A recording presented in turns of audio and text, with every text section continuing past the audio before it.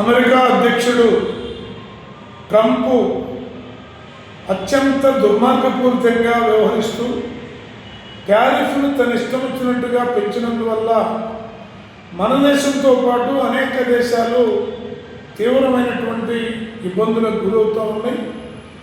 అందువల్ల దానికి నిరసనగా ఈ నెల 6వ తేదీన రాష్ట్రంలో ఉన్నటువంటి అన్ని వామపక్ష పార్టీలు పిలుపునివ్వడం అనేది జరిగింది. నిరసన తెలియజేసి ట్రంప్ యొక్క దుర్మార్గాన్ని దేశ ప్రజలందరికీ చాటి చెప్పే విధంగా ఈ కార్యక్రమం జరగబోతూ ఉంది. ఈ నెల 6వ తేదీ జరగబోయేటటువంటి ఈ నిరసనకు సంబంధించి ట్రంప్తో పాటు ట్రంప్ అనుసరిస్తున్నటువంటి వైఖరిని కనీసం ప్రశ్నించలేని దుర్మార్గపూరితంగా ఉన్నటువంటి నరేంద్ర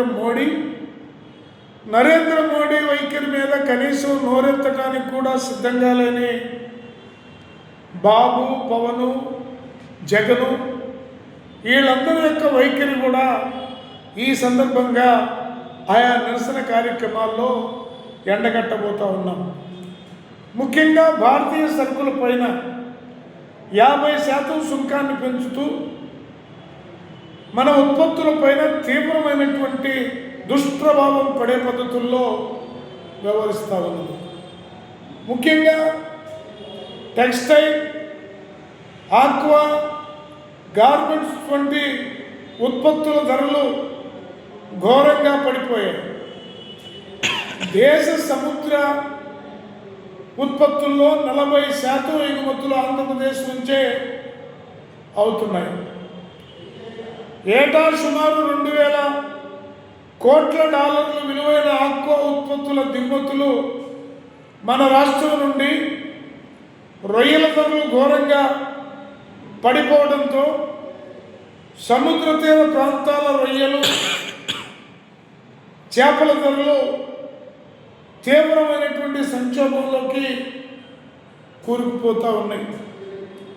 అలాగే గార్మెంట్స్, టెక్స్టైల్ రంగాల్లో అనకాపల్లి, సత్యసాయి జిల్లాలు దారుణమైనటువంటి పరిస్థితుల్లో ఉంటే పల్నాడు, గుంటూరు వంటి జిల్లాల్లో స్పిన్నింగ్ మిల్లులు కానీ ఫ్యాక్టరీలు, ఆ మిల్లులో పనిచేస్తున్నటువంటి వేలాది మంది కార్మికులు రోడ్డును పట్టడం అనేది జరిగింది. ఈ యొక్క రోడ్డును పట్టేటువంటి అనేక మంది వేల కార్మికుల్లో ఎక్కువ మంది మహిళా కార్మికులే ఉండటం అనేది గమనార్హం. ఎగుమతుల సుంకం పెంచి మరోవైపు అమెరికా నుండి వ్యవసాయ ఉత్పత్తుల్ని పన్నులు లేకుండా దిగుమతి చేసుకోవాలని రష్యా నుండి ఆయిల్ ఉత్పత్తులను ఆపాలనే షరతును కూడా అమెరికా పెట్టడం అనేది తన యొక్క దుర్మార్గానికి అద్దం పడుతూ ఉన్నది. దాంతోపాటు అమెరికా వీసాలు నిబంధనలు తీవ్రతరం చేసినందువల్ల, కాల పరిమితి తగ్గించినందువల్ల, జరిమానాలు విధించడం వంటి అనేక రకాలైనటువంటి విచ్ఛిన్నకర విధానాల్ని విద్యార్థుల ఎడల ప్రవర్తిస్తూ ఉన్నందువల్ల దేశంలో ఉన్నటువంటి విద్యార్థులు పెంచుకున్నటువంటి కళలన్నీ పేక మేడల్లాగా కూలిపోయినాయి.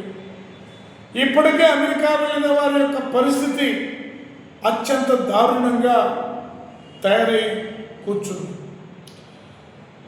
ట్రంప్ భారత సర్కార్ లేదా భారత ప్రయోజనాల్ని, సార్వభౌమత్వాన్ని దెబ్బతీస్తున్నప్పటికీ కేంద్రంలో అధికారంలో ఉన్నటువంటి నరేంద్ర మోడీ సర్కార్ నోరెత్తకపోవడం అనేది ఇక్కడ గమనించాల్సినటువంటి అంశం. ఈ రాష్ట్ర ప్రయోజనాలు కాపాడేందుకు టీడీపీ కూటమి ప్రభుత్వం కానీ ప్రతిపక్షంలో ఉన్నటువంటి జగన్మోహన్ రెడ్డి ప్రభుత్వం కానీ మాట్లాడకపోవటం ప్రజలందరూ కూడా గమనించాల్సినటువంటి అవసరం ఇవాళ ఉంది. ట్రంప్తో సహా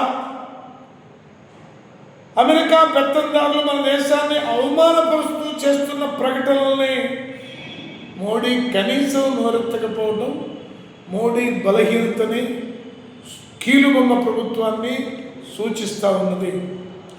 అందువల్ల మన దేశ ప్రయోజనాల్ని కాపాడేందుకు, మన దేశ సార్వభౌమత్వాన్ని కాపాడేందుకు ఈ నెల 6వ తేదీన దేశవ్యాప్తంగా అమెరికన్ సామ్రాజ్యవాదానికి వ్యతిరేకంగా జరుగుతున్నటువంటి నిరసనాందోళనల్లో ప్రజలందరూ కూడా పాల్గొని జయప్రదం చేయవలసిందిగా సిపిఐగా విజ్ఞప్తి చేస్తూ ఉన్నాం.